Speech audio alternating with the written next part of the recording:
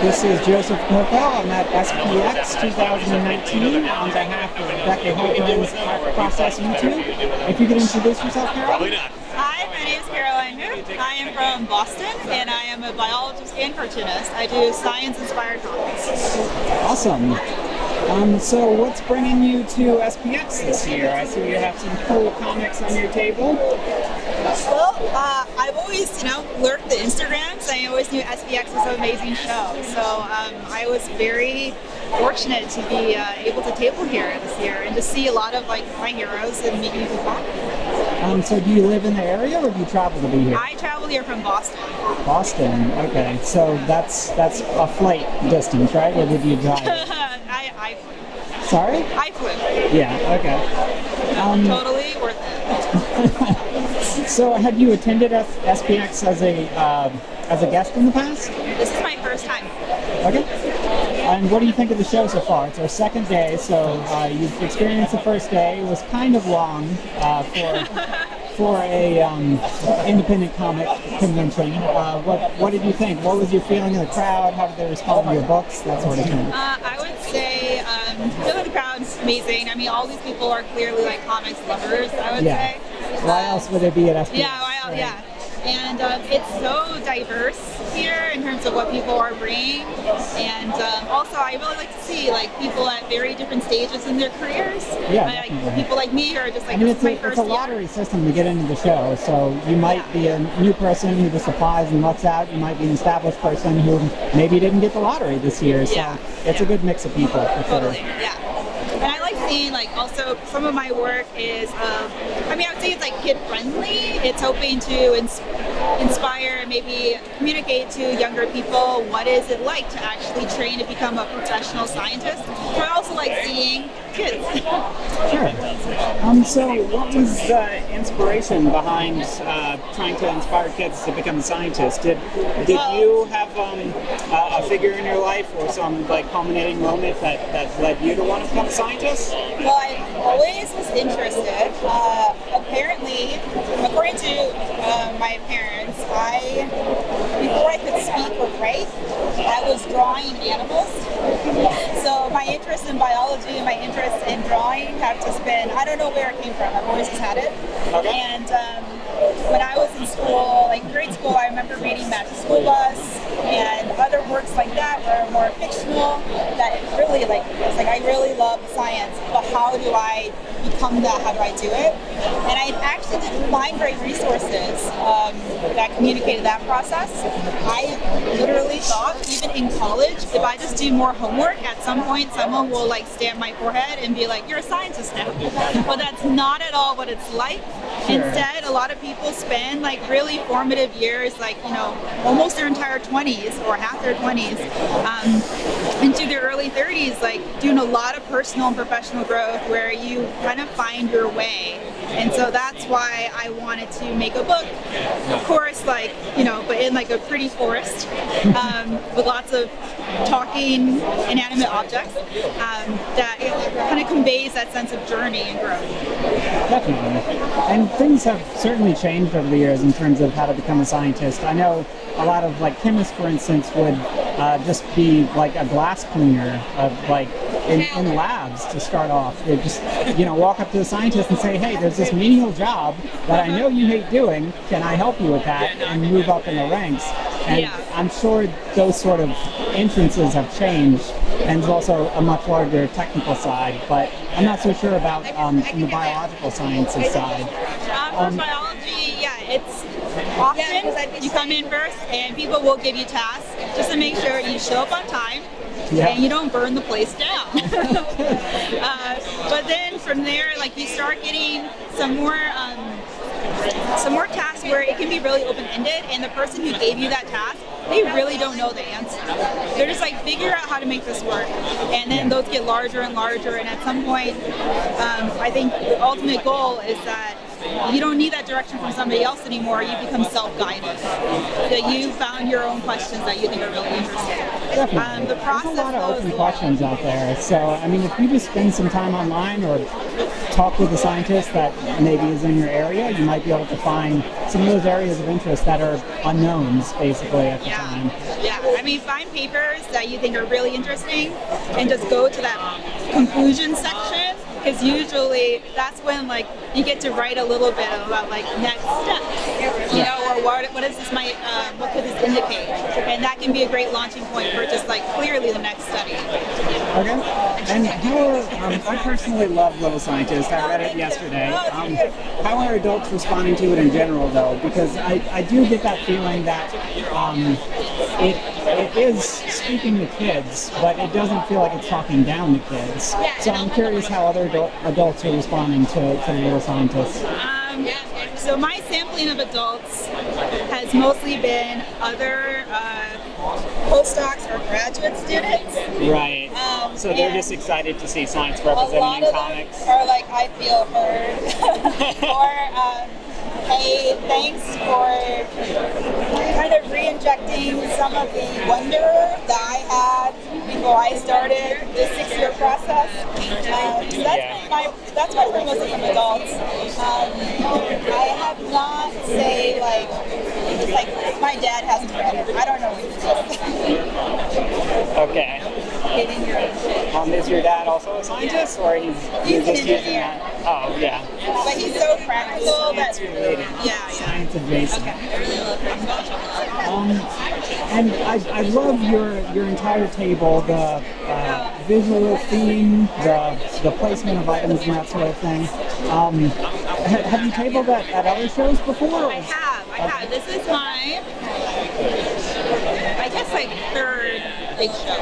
Okay, cool. And you just kind of figured out this sort of thing on your own, or you had friends who got you into it? Okay, I hope I don't sound creepy when I say this, but so I follow a lot of other comic artists on Instagram, and when they post like, hey, I'm tabling at whatever, and here's like a picture of them at their table, when I like their table look, I save it.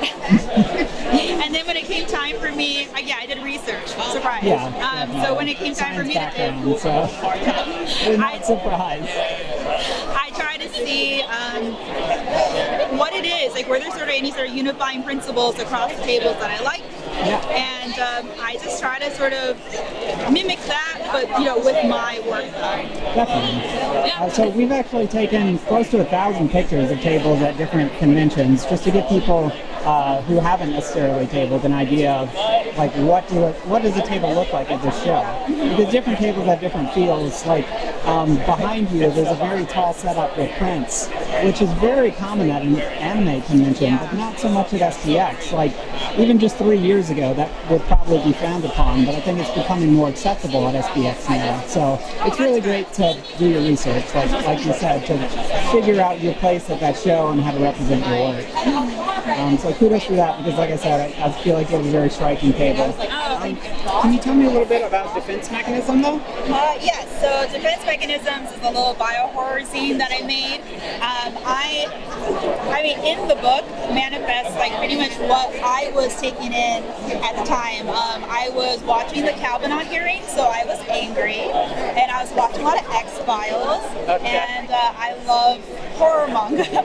So it just kind of started coming together, where I wanted, to like, what would it be like if we could take the defense mechanisms used by other animals to say protect ourselves? And just like a few little illustrations started coming out of me. I saw a clear theme, so I wanted to bring it together.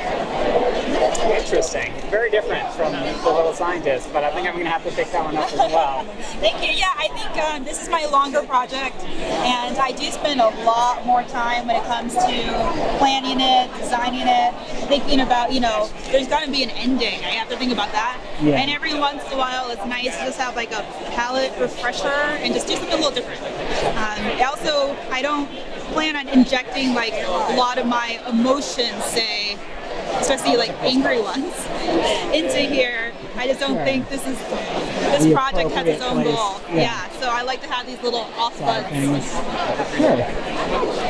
So can you tell me a little bit about how you got into comics? It sounded like you were drawing since you were young. Yeah. When did you decide that you wanted to actually try to sell your comics? Well, I've been drawing since I was young. I read a lot of manga when I was a kid. I think most Asian American kids do. Yeah. Because also it's like the one other source of media you can find where you don't feel like as othered in some ways, or like, hey, this is like other Asian people being creative. So I was drawn to that immediately, and then have read some graphic novels here and there through like college. And I was literally bored in lab, and I started sketching the main characters from this book, and like imagining like little scenarios for them. And then it wasn't until I finished grad school, so years later. You mean you didn't have all this free time in grad school? A PhD isn't easy? Like, I thought you would write your dissertation over a weekend. So I think, I probably could have worked more on it, but I also feel like I was kind of, in a way, scared to take on something that, and then find out that either, it would kind of make me question my sincerity as a scientist. And now I'm just like, that's bullshit. Like, I can love both. There's been a big push lately in science outreach, like podcasts and that sort of thing. So I think comics is a perfect medium to express like what a scientist actually does, how a scientist actually gets started, what their career is like, and what the end of a career is like for a scientist, because I know that isn't talked about very much either. No, it isn't. Yeah. I applaud what you're doing. I think it's great. It seems exciting. I wish more people had a background, had a career in addition to comics. I know it's a tall order. It takes a lot of time to make comics. I'm sure it's very labor intensive to be a scientist as well. But you give a great perspective on what it's like to be a scientist. So thank you for that. Yeah, thanks. Did you happen to go to the Ignat Awards last night? I did. Okay. I was curious what you thought of that. We haven't talked about that in previous interviews. So just give me a brief summary of what it was like to go to that, your feelings on it, and if you voted. I did vote. Okay. I only voted in categories where I actually read something. Apologies, there's some categories I did. I do feel like since I'm a year into doing my comics more seriously myself, there's just so much. Like I feel like like the iceberg diagram where there's like the tip. It's like I'm like the tip of the tip. So I just feel like I wish I could just take like a 1 month staycation and just like read all of that. And I know, just like in science, we say you stand upon the shoulders of giants. Yeah. I feel like in comics it's probably the same, and there are many giants out there that want to get to know more. Yeah, this show wasn't always as big as it was. So 25 years, I'm sure a lot of things, it's grown quite a bit, and a lot of things have changed. So it was really great to see very like seasoned people like talk about what they've observed in the past 25 years transpire. So for me, like that was really illuminating. Maybe other people were super bored, but I had a great time, and also so many cartoonists are also just really funny. So I had a good time.